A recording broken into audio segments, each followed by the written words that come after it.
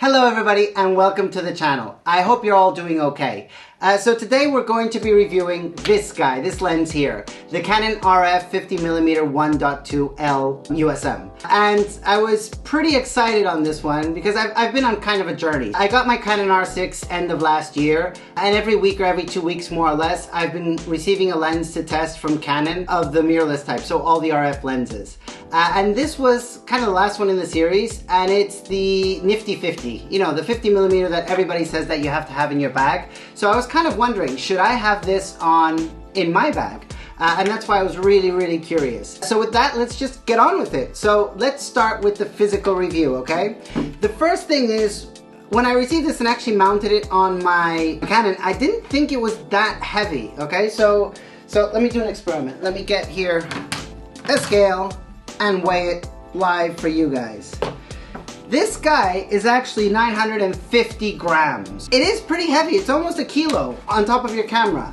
However, since I've been testing, and I went through this in my mind, since I've been testing quite a lot of Canon lenses lately, and most of them are pretty heavy, so like the 2870 is a kilo 500, the 85mm prime, what I call the Rolls Royce of lenses, is a kilo 200. This actually felt lighter, so I've actually been going around with this without thinking too much of the weight. It was only when I was looking at reviews online that I thought, like, a lot of people complained about the weight of this when it was launched, back with the Canon R. But actually, at least for my kind of normal usage, and I was used to a 70D, it doesn't seem that bad. And you'll notice that it has two rings. So a focus ring, which it's by wire, so totally electronic.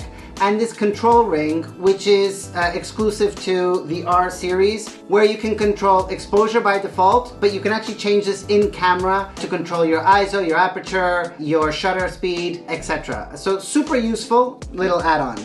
And then on the other side, you have your autofocus manual focus switch, and the second switch will limit your autofocus settings. So either you can have it for full autofocus, so it will search for the full extension that it can, or you can limit it from 0.8 centimeters to infinity. So this, what happens is, if you're not getting the autofocus to work very well, you can make it go less search, so it's actually a bit faster. And that's it for the physical. Given it's a prime lens, it doesn't have any zoom capabilities or zoom ring or anything extending outside of the barrel. So for those of you that have seen a couple of my videos, you'll know that I kind of first showcase the physical aspect of the lens, and then I get into what I like about it and what I would improve about it. So just before I do that, why don't I actually put this lens on the camera so you can actually see the quality while I'm explaining it, okay? So let me get up and actually change the lens on the camera.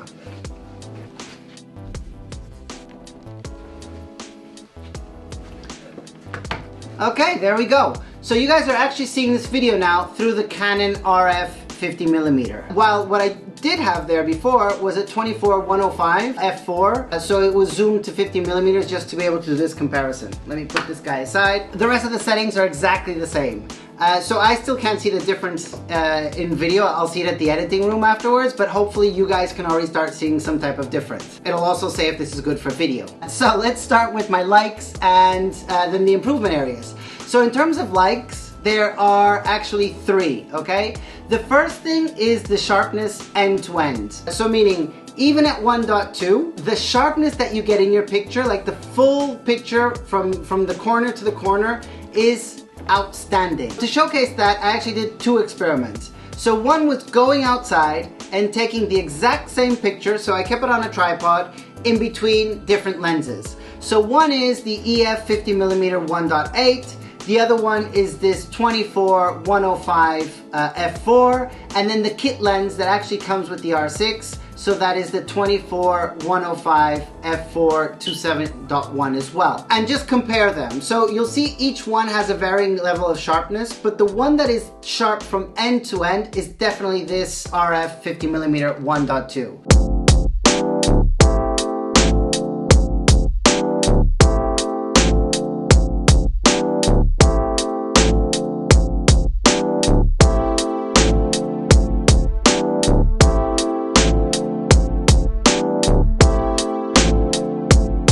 second experiment that I did was to do portraits with it. And what I did was take the exact same picture with all these lenses to be able to compare. So again, what you'll see is the effect, the bokeh effect that you're able to get because of the 1.2, which is absolutely phenomenal.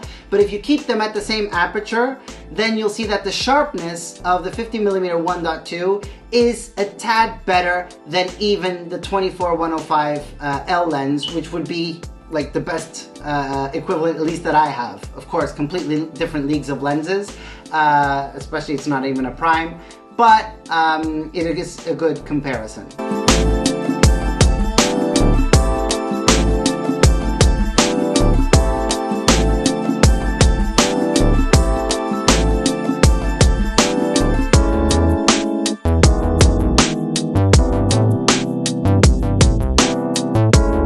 The second thing I really like about this lens is that 1.2 aperture. So the light that it's able to capture at 1.2 is outstanding. There's a lot of, I've been shooting mostly indoors, especially we're in the middle of the pandemic, so we're under lockdown currently, and I really can't go outside to do much. So most of my shooting has been my kids, my family indoors, which is a pretty dark place, especially in winter, and it's been snowing and raining the past couple of days, so not even a lot of sunlight coming in. And having it at 1.2, so that's like an extra almost 6 stops of lights versus some other lenses that I have, allows me to do it almost without flash in most occasions. The third is the bokeh effect, however people say it. Leave a comment below to coach me, which is at 1.2, it has a very, very narrow depth of field. So that means that you can actually play quite a lot into making those perfectly blurry backgrounds. And they really come out very, very nice, especially in portrait work that I've been doing with my kids.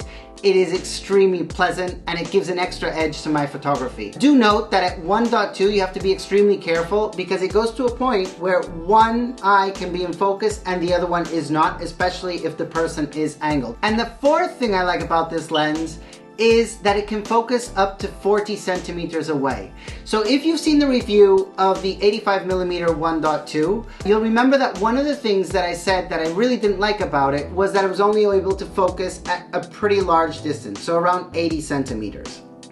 And that meant that, especially with my kids running around, there were times that I were not able to focus at a short distance of them running to me, so I would lose that shot. And this one at 40 centimeters, it's just enough to be able to focus on anything coming or going. And with that's what I really like about it. What I dislike about it, and kind of like the first thing that disappointed me, is something that I'm kind of calling the character of the lens. If you guys have seen the past reviews, the 85mm, or again referencing the 28 to 70, I would point at it and those images would just pop on their own. I would get into Lightroom or look at my computer with the images full screen, and there was like a wow factor to them. The irises would have shines in them, the detail of the pupils would come out. There were things in them that just made those images special.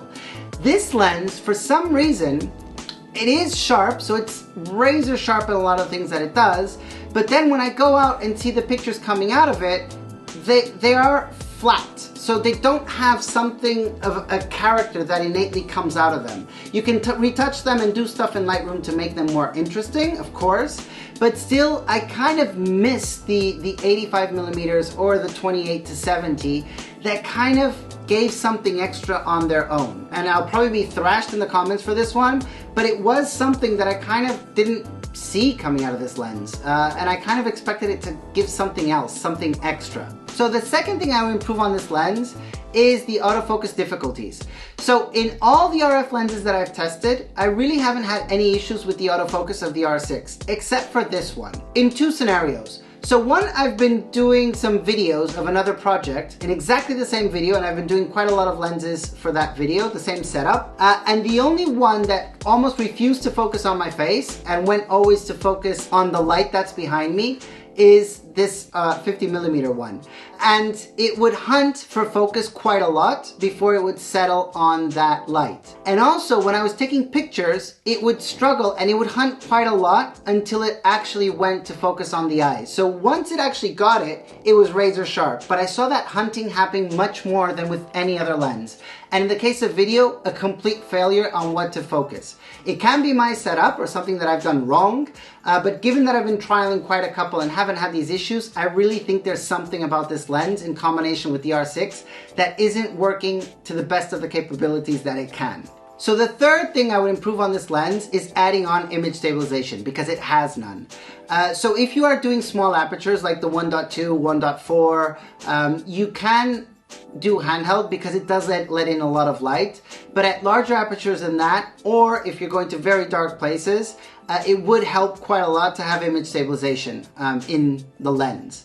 If you have an R5 or an R6, it does use the image stabilization of the body, even if the lens doesn't have some, so you win some stops there, but it is far from the 8 stops that you can get with the RF 2470 or the 7200 that also includes image stabilization.